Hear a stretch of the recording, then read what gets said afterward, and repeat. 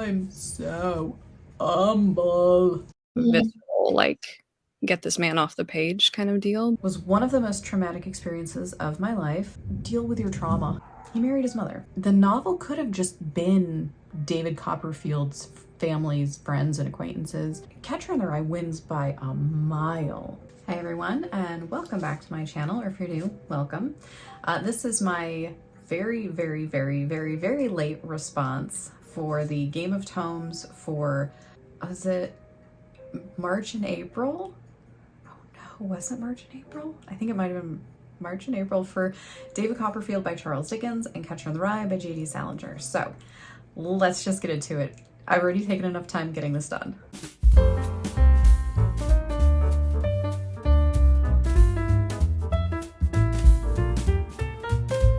So I hope by now that you have seen the live show for Game of Tomes done by Emmy Reads and Carolyn Marie Reads. I will link it down below if you've not seen it. Highly recommend. This is the book club that I'm following along with. No affiliation or anything, just I adore them and they have fantastic taste in books. So we as a internet group who are reading along with Game of Tomes read Charles Dickens' David Copperfield for the month of March. Compared and contrasted to J.D. Salinger's The Catcher in the Rye for the month of April.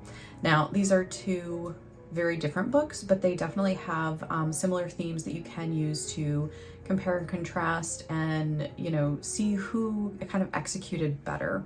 David Copperfield is like 900 something pages. It's incredibly long. It is the most autobiographical work of Charles Dickens. J.D. Salinger wrote Catcher in the Rye as pure fiction, as far as I'm aware, and it follows a 17-year-old boy over a course of a very short period of time. So let's talk about some of the differences. You have David Copperfield that starts literally from birth. He describes the circumstances surrounding his birth as he was told them, and it covers his entire life up until he is an old man with children facing, you know, his older years, and he wants to record his life story. Catcher in the Rye, on the other hand, is following a, like I said, 17-year-old over the course of like 2 or 3 days only. But he is recounting what led him up to this point in his life. He's not giving you his entire life story, and I think the reason that this book was chosen is because the first line of the book is specifically, if you really want to hear about it, the first thing you'll probably want to know is where I was born and what my lousy childhood was like and how my parents were occupied and all before they had me, and all that David Copperfield kind of crap. But I don't feel like going into it if you want to know the truth. So you have two very different narrations. One is really kind of not a moment in time, but a much smaller window that's talking about more specific things. And the other one is, you know, a fictional memoir. So it's a fictional autobiography. These two men have both suffered extreme circumstances and very traumatic circumstances. David Copperfield, his mother, lost her husband, his father, before he was even born. He grew up fairly well off as far as like what his family's financial and social standing was. But when his mother got remarried when he was a young boy of about, I think, 8 or 9, the guy was a monster. And then he brought in his sister to live with him, and she was an even bigger monster. So he was he had a really charmed childhood up until a certain age, and then it turned very bad very quickly. His mother was very much overwhelmed by her new husband, and oh my god, I just realized his mom is Dora. Okay, we'll get to that. She loved her son more than anything in the world, but she was also described as somewhat vain, kind of self-absorbed. She was very much on the surface as a person. She didn't really have deep roots in her own sense of identity and self. She kind of always based her worth and her place on her looks and those around her. which actually feeds very much into David through the rest of his life. David Copperfield is not a great book. Sorry to everybody who loves it. That's just me personally. I give it 5 stars based on Richard Armitage's reading of it. His reading is phenomenal. It saves the entire book. It's super entertaining. He does every character very, very well. If I'm being truly honest and I'm talking about the book itself, what Charles Dickens put pen to paper and created, it's rough. It's honestly not my least favorite Dickens so far, which is really surprising. I would say I would probably fluctuate anywhere between a 2.5 to a 3, maybe 3.5 on a really, really good day. The problem is nothing happens when so much could have happened. So the biggest complaint that a lot of people had is that David is the most passive character. He's not just telling you about his life, he's telling you everything that just happened to him. He really doesn't take charge in any scenario except, you know, early on as a young child, he chooses to kind of run away from the school that he was at, which is another parallel with Catcher in the Rye, and try to go find the only living relative that may be able to help him. I want to say that might be the most agency he ever took in his life. That's why a lot of people don't like this book. It's 900 pages of a guy just letting life happen to him and around him. I personally felt that the novel was more so about all the other characters in his life than it was about him, even though it was supposed to be literally him and everything about the story is supposed to center on him. But every other character felt so much more important because what the other characters did determined his life course. He starts the book by saying, will I be the hero of my own story? He's not. I don't think he's the villain either, but he's so nothing. He just lets everything happen the way that they're going to happen. And because of that, the people around him really determine the course of his life simply by living their own lives and having agency in their lives and their actions. And then whatever fallout that causes, he just kind of follows along with it. He's not in a boat going down a river, he's in a raft, an inner tube. And so he's just being swept along, basically. Compared to that, Catcher in the Rye, I felt was a far more entertaining story, and because it had an actual focus and a smaller period of time, it was so much easier to get through. But it was also far more interesting. David Copperfield, as he was narrating it, told you like everything about his life all the way, whereas Holden withholds so much of it. But because he withholds those details, it makes you more interested. You're analyzing him as you go, trying to figure out what isn't he telling you. You know, what are the hidden motivations? What happened really in a scenario or in his mind or in his heart and his emotions that is causing him to act this way or speak this way or behave and respond this way to certain stimuli, to certain events that happen to him. And so you have such a tight focus, whereas David Copperfield was so much more broad, but not done well to keep people entertained. Are you not entertained? Catcher in the Rye, this is my first reading of it. I really expected to hate it based on everything I've heard from everybody who has read it. It's one of those red flag books. If somebody says this is their favorite book, maybe that's not the kind of person you need in your life. But I do think it's worth finding out if this is somebody's favorite book. What about it is somebody's favorite book? Why is this somebody's favorite book?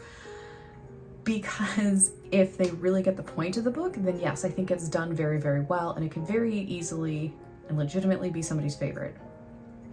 If they're reading it on a surface level and they're seeing Holden in his essence as what he is in the story, as a hero of some kind,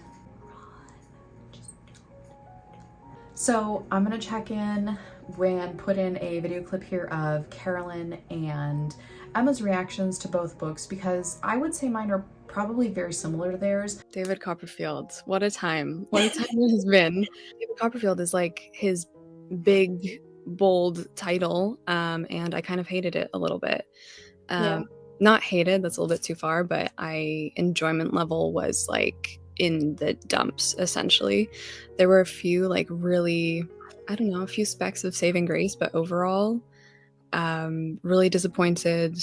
I found it really dull, honestly. Um, and especially next to Catcher in the Rye, didn't love it. David Copperfield, it just didn't wow me. And I was expecting it to be like new favorite Dickens, because that's what I've heard so many people say. And I could definitely see how people could love it and that it could be a favorite. But I just did not connect with the characters. I felt like, again, I feel like my main complaint about Dickens is how much he meanders and how long he spends getting from point A to point B when he and I know that that's also like the beauty of Dickens. It's all about the journey and not really how to get from point A to point B in the quickest manner. But yeah, I just wasn't connecting to it. Yeah, and that's just sad. I know. Yeah. But Catcher in the Rye, amazing. Like, amazing. So good. I've never read this book in my life before, and now I'm gonna read it like a million more times. It was so good. It was so good. Oh my god. How crazy is that? I know. So let's dive in a little bit about David Copperfield. There's so much there. One of the things that really bothered me about the book was and they talk about this in the live show, how he kind of falls in love with every girl or woman that he comes across. And the more I think about it, the woman that he ended up marrying, Dora, she's so much more passive than even him. But she very much embraces it. She doesn't pretend that she's anything but that. She lets him know very clearly that she doesn't want to have to run a household. She does not want to have to make decisions. She doesn't want to cook. She doesn't want to clean. She is used to being cared for and spoiled and, fawned over. And that's the life that she wants, and he is determined to give her that life, which is fine. If that's who she is and that's who he is, and they want to do that, that's absolutely fine.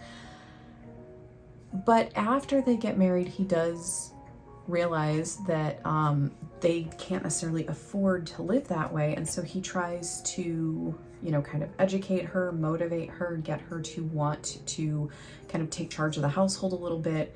It goes disastrously bad, as you can imagine. She has made it clear that she has no interest, she has no experience growing up. She was never trained to, raised to do any of these things. She was basically raised to say, you're going to marry rich and you're going to be set for life.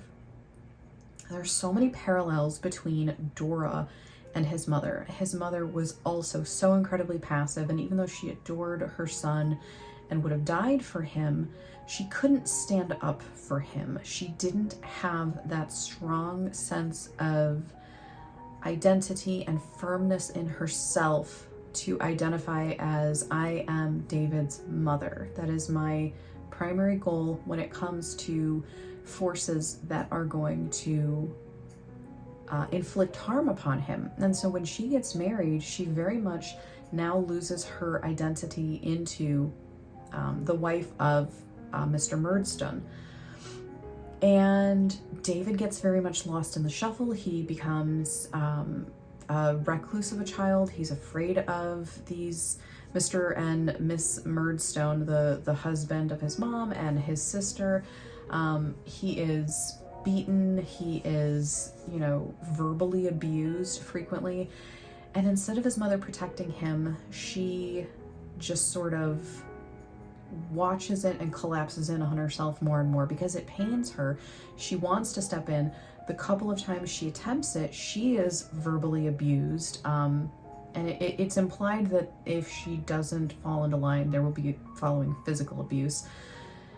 And she doesn't have that mental and emotional fortitude to stand up to that. And so As time goes on, as David gets older, he's sent off to boarding school, and his mother just becomes more and more and more a shell of herself in this marriage because she is literally being absorbed by her husband. And when he meets Dora, he looks for the exact same type of person and a life partner.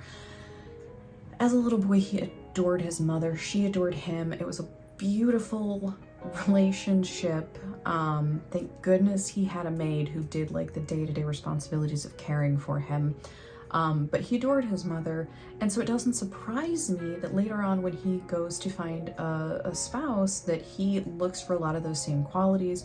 She's quite vain. She is not wise to the ways of the world. She doesn't want to be, and her identity is her beauty and her lifestyle and who she's married to. It's incredibly frustrating when you watch David try to alter that because it goes so badly. And you just know this is one of the few times that David tries to kind of bring in a little bit of agency into his life instead of just having his, life happen to him. He's like, we got to take charge. We're getting robbed blind by our servants.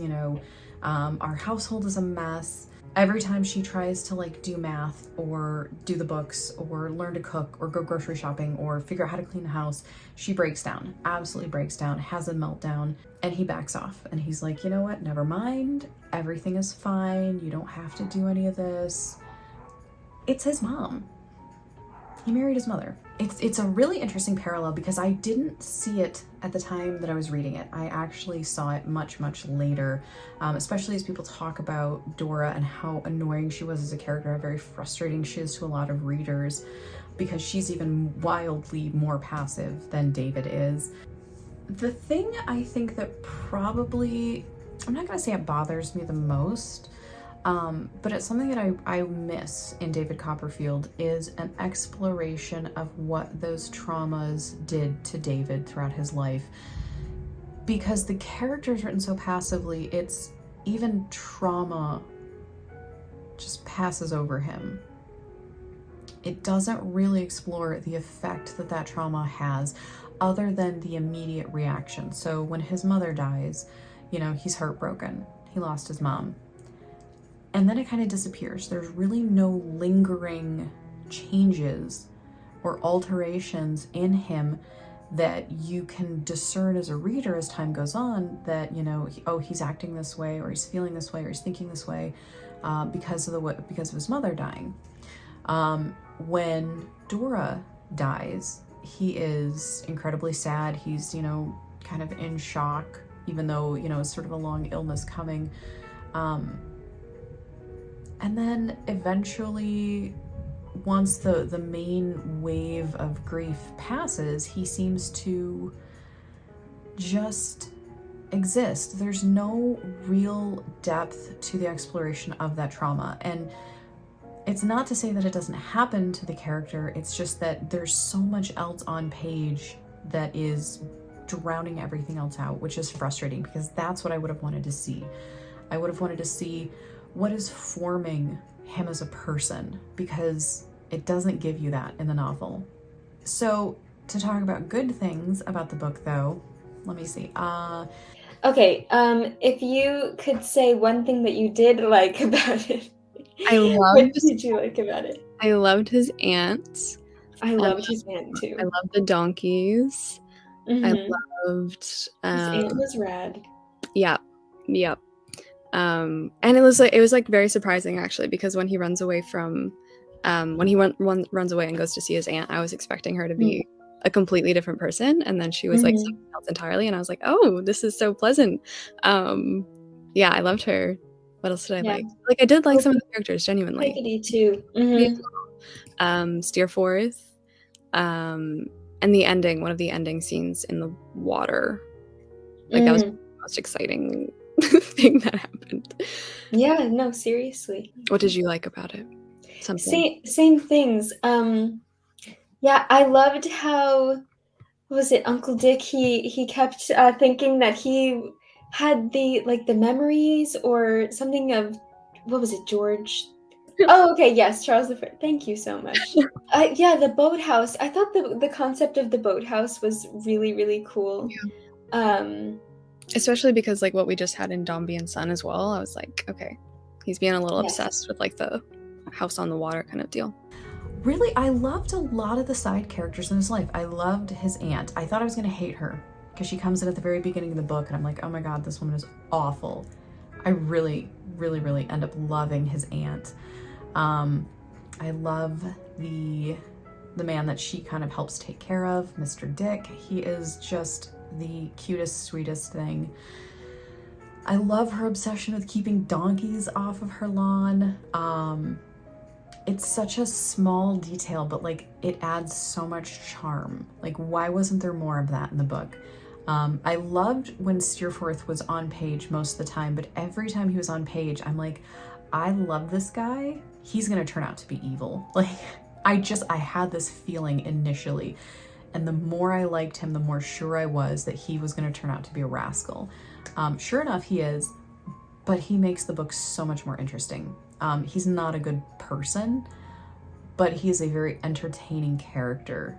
Emily, little Emily, his childhood friend, I wish we had gotten more of her story because I think she had more of an impact on his life than the book actually displayed. It talks about her quite a bit, but it doesn't really show you the impact and the influence that she had, but I did like her. Agnes was very cute. I thought she was probably the best, I don't know if she was the best written female character, but she's definitely up there. Another childhood friend that the very first time he says, I saw her as a sister, I'm like, he's in love with her. He just won't admit it to himself.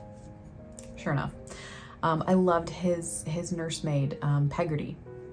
I loved Mr. Peggotty, her brother. I loved he was so annoying, but so funny and endearing at the same time. His name was Mr. Micawber.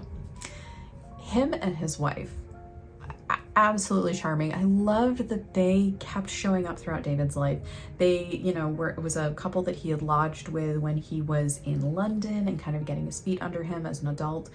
And then their paths kept crossing, and then in major ways where, their lives are very much intertwined. And I absolutely loved him. He was hilarious. The way that he just enjoyed orating. Provided he was only on page for, a set amount of time, so you didn't get tired of him. Loved him. I thought he was hilarious. I loved his wife. I loved to hate Uriah Heep. Talk about a good villain. I really, really, really think he was a good villain. He was conniving. He really was, I think, evil, because he was willing to destroy people's lives, puppeteering somebody else to take the fall for it. Richard Armitage reading his voice was one of the most traumatic experiences of my life. If I had to hear his voice too much more, I would have screamed.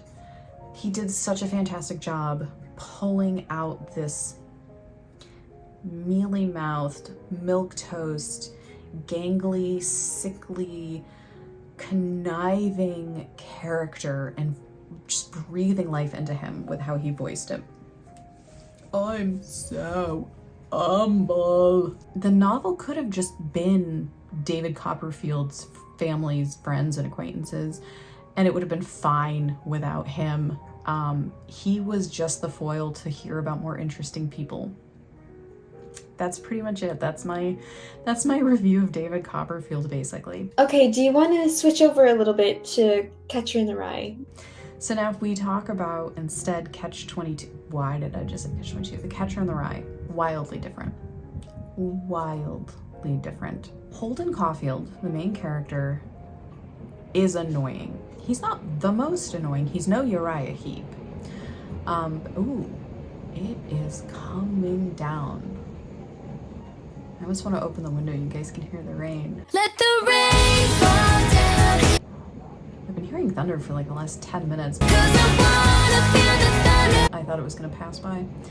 Anywho, Holden is your average frustrated, angry, scared teenager.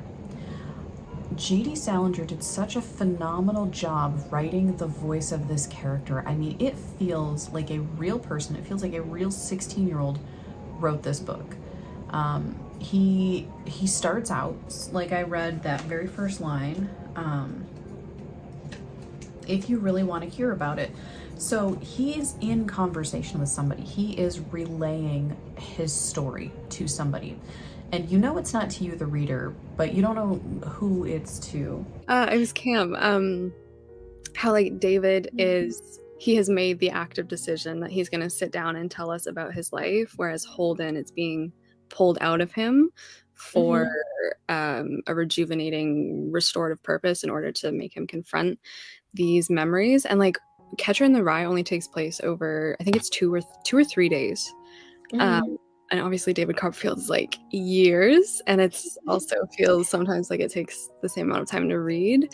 I just feel like Salinger made me feel, understand, and like see the impact that like the 3 years of grief, I think it's 3 years of grief that Holden has been dealing with over the death of his brother, like what that's done to him in just a span of like 2 to 3 days, whereas with David and his whole whopping like 800-page spiel really gave me nothing, and it really gave me little psychological depth into his person, whereas like Catcher in the Rye, I teared up, I laughed my butt off, I loved it. It was hilarious, it was frustrating, it was sad, and just like such a talented little, like it's so short and it's just so good. I know.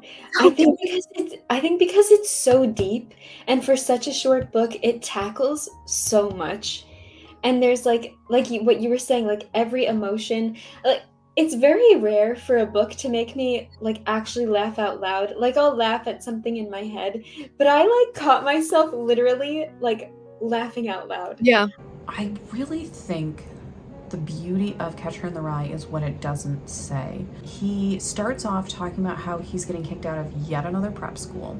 And it's because or boarding school, or whatever you want to call it, he just doesn't care. He does not apply himself, and so he's failing most of his classes.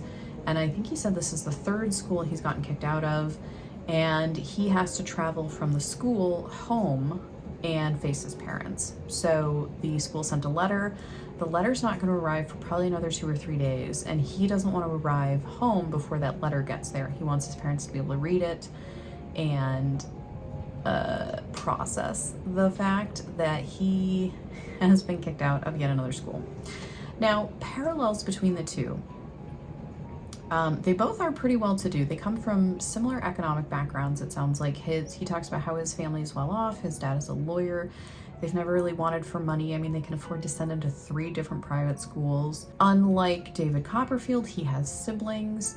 He did not have an abusive parent or parental figure in his life.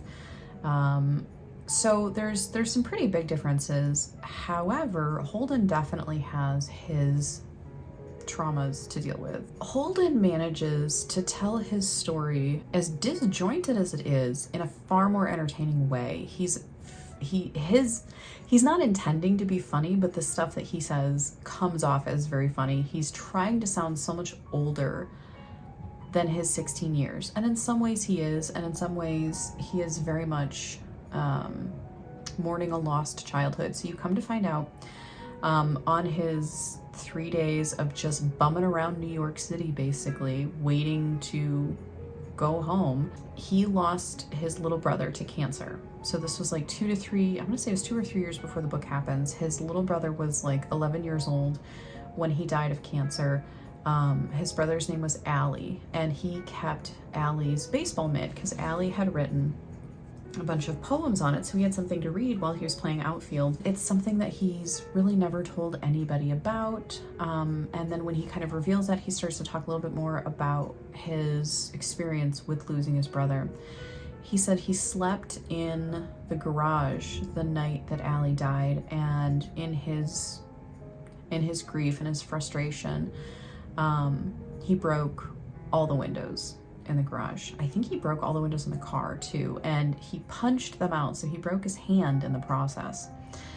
And at the time, his parents basically were like, you know, we got to get this kid psychoanalyzed. He's obviously, you know, has issues from losing his brother and what's going on. So in some ways, he is also very passive. He just lets things happen to him, but he analyzes them on a much deeper level than David does. He also takes agency. It's his choosing to be passive that is what is getting him kicked out of all these schools. He is choosing to not apply himself. He is choosing to not put forth that effort to study and to have good grades and to probably do very easily what he could do and, you know, be at least a mediocre, if not a good student. But he doesn't want to. He kind of feels like, what's the point of it all? Very fatalistic. And whereas David's passivity feels just ingrained in him as a person, Holden's feels like a choice. Like he had this trauma of losing his brother, and now he looks at the world in very distinct terms. If I were to die tomorrow, would this thing matter or not? That's how it feels to me. He never really comes out and says that, but that's definitely what it feels like when I read about his reactions to things. They're overreactions if you don't understand the motivation of the person. You can see for my copy of this, I mean, I had a lot that I pulled out of this.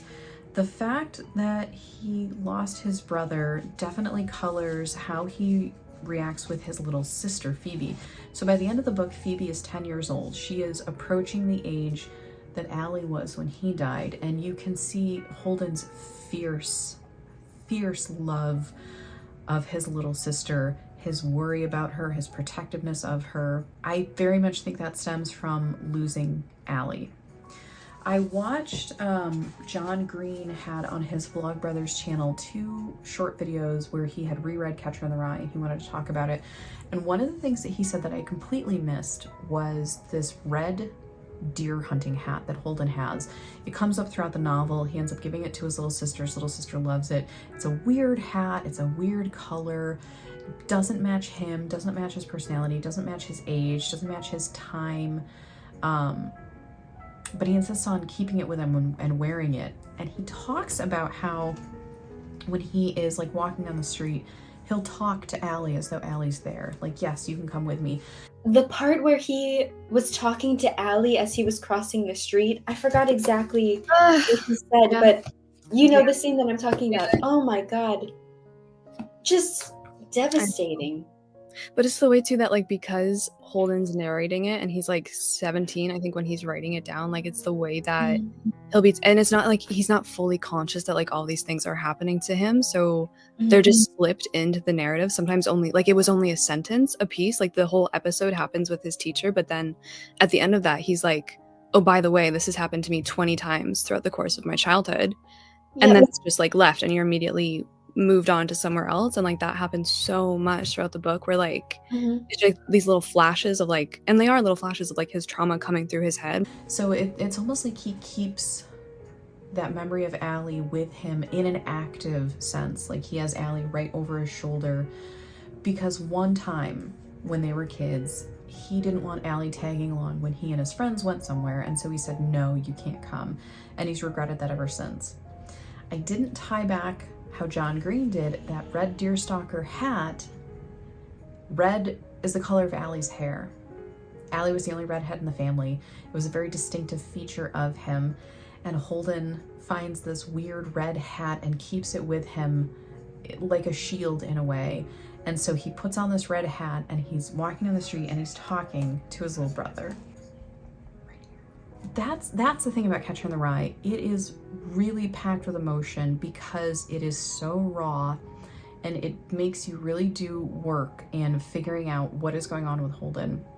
And then he reveals these pieces, these bombshells of trauma throughout his life. And in the next sentence, he'll say something that just makes you laugh. And it's not that he's trying to be a comedian. It's one of those, if you don't laugh, you'll cry kind of things, where it's like a survival mechanism. And it's a kid seeing the absurdity of the world when you've already come face to face with life and death. I really think that Salinger did such a better job of creating a real person and exploring real trauma, and in somebody that young. I mean, I really think he nailed trauma in a kid in that time period and in that age range. If you're comparing the two, David Copperfield and Catcher in the Rye, Catcher in the Rye wins by a mile. Absolutely. The bathroom thing, though. Okay, so that reminds me. So one of the things that he's very upfront about is that he's got like anxiety about certain things. And he does talk about how like when he gets really worried, he's got to go to the bathroom. He's got to pee. But then you have this stress of you have to pee and you're worried about going, that now you're so worried that now you can't. And that's causing you more worry. It was a great representation of anxiety. When he feels worried, he goes to the bathroom, and sometimes he's so worried that he can't go, which makes him even more worried. Emma and I related to that. When I really worry about something, I don't just fool around. I even have to go to the bathroom when I worry. It's just so great. Like, I don't fool around when I have anxiety. I don't fool around, you know? I always say depression, from my perspective, depression seems to be a freeze. It's a stoppage. It prevents forward momentum. Anxiety is a propellant. It pushes you to run either away from something or towards something. Anxiety makes you act because the anxiety lies to you that if you do the right thing, what you don't even know what it is, but if you figure it out and if you do it, everything will be okay. But you have to figure it out and you have to do it and you have to be in time. But your brain doesn't know what any of it is. So his description there of anxiety was so spot on. And I remember reading that going, yeah. And it is, honestly, it is a true side effect of severe anxiety is you have to pee. When I have anxiety attacks, which are different from panic attacks, they're not the same thing. Anxiety attacks are over a much longer period of time. I have to pee all night. I can't sleep and I'm up every 30 minutes and it's like I have a full bladder. I don't know where all this liquid is coming from, my body. I don't know how I'm not dehydrated and shriveled up like a mummy the next day.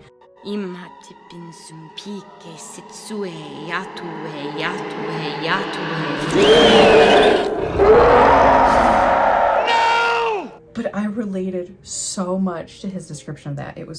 It cracked me up. It's stuff like that it's, like I said, it's not comedy. It's not meant to be funny. It's not meant to make you laugh, but it's just the absurdity of life. Those who continue to live have to find things to laugh about. If I was to really describe Holden Caulfield, I would say he is somebody who is the walking essence of survivor's guilt. He idolizes all of his siblings. He thinks he is the dumb one in the family. He thinks he is the meanest, the lowest, the least likely to succeed, the least worthy.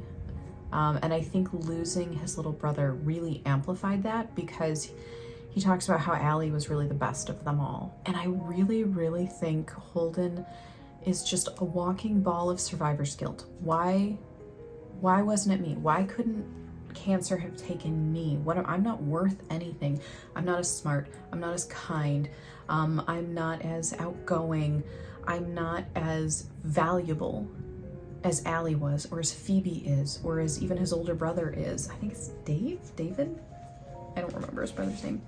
Because he never actually appears in the story, which I do wish he had been in there. Somebody else said that in the live show. That would have been nice to also have that.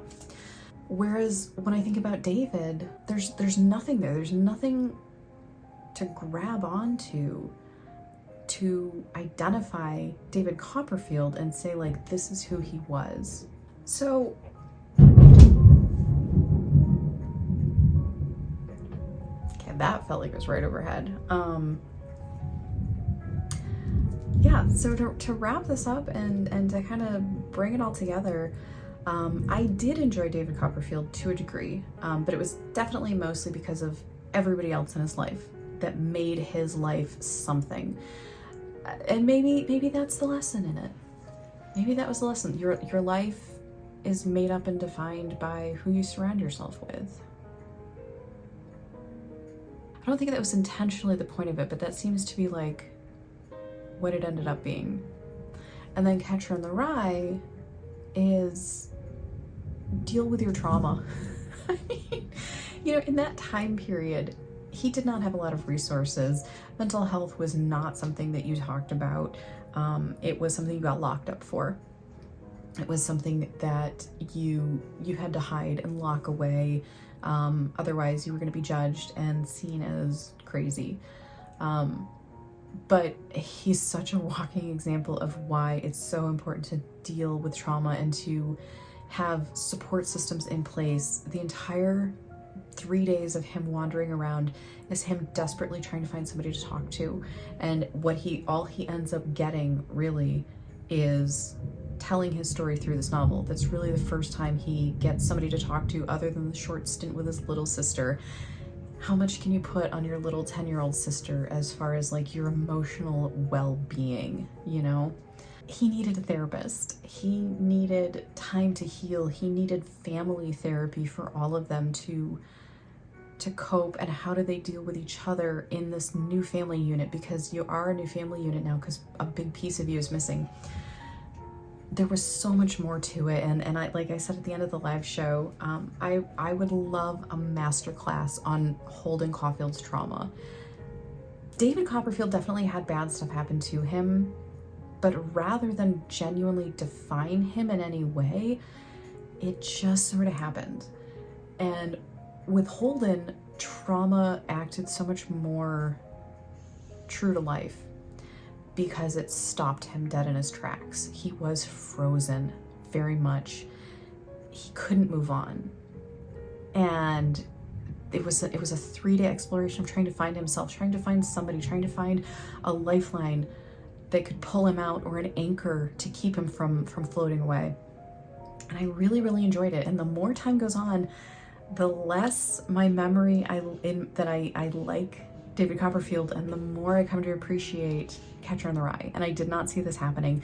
And again, this is why I am so appreciative of this book club and being able to talk about stuff, you know, as a group in the chats and the live shows, and be able to talk about and analyze and pick up things that you didn't pick up on your first reading. You know, when I watched those John Green videos, I would not have figured out that deer hat thing. And there's so many more things. Somebody said that Holden Caulfield's siblings were the heroes of his life. Absolutely. Holden's siblings were the heroes of his life. Yes, yes. So yeah, that's my response to the Game of Tomes for Catcher in the Rye and David Copperfield. If I had to recommend one, it's way shorter. 2, it's way quicker as far as pacing and interest goes. And 3, it's just more entertaining. You will laugh so many more times in this book than you will in David Copperfield, other than like the donkeys. So I would recommend checking out Catcher in the Rye. However, if a very, very slow burn like David Copperfield is kind of up your alley, then I would say, you know, go for it. It's definitely not the worst book I've ever read by any means. I'm never gonna not recommend Richard Armitage's audio narration of it though, so if you're going to, I'm just saying, do that. Anyway, thank you so much for joining me. I hope this video wasn't too long. I appreciate everybody who is watching and commenting.